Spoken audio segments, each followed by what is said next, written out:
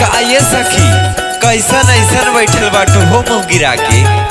का बताइए सखी कहबू की कहत है हमारे के हव न बड़ा दारू पिए न।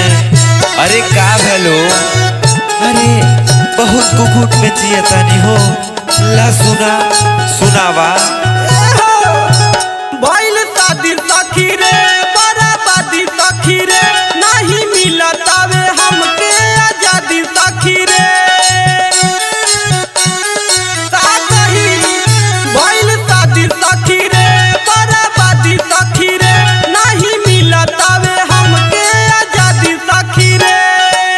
भोरे से ठीका के मारे ला चक्कर हमर पियावा पिया कर आय हाय रे हमर पियावा पिया कर आय हाय रे सखी पियावा पिया कर पियावा पिया कर। सत्तर वाले दारू भले 100 के हो जाए, 70 वाले दारू भले 100 के हो जाए, कम करब ना पियाए भले खेत बिक जाए।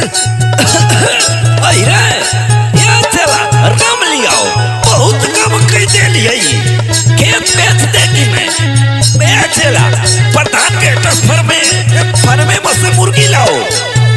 हाँ मुर्गा मछरी के चिकना मंगा के अपने पिए 4 जन के बैठा के का कही हो।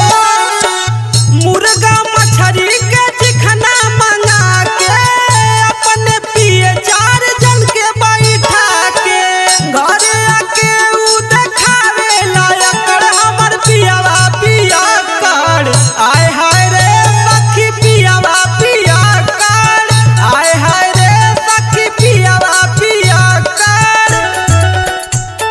ये चला मेरे गिलास में पानी कम डालो मेरी जवानी अभी फूट रही है मैं बिना पानी के दारू पिएगी।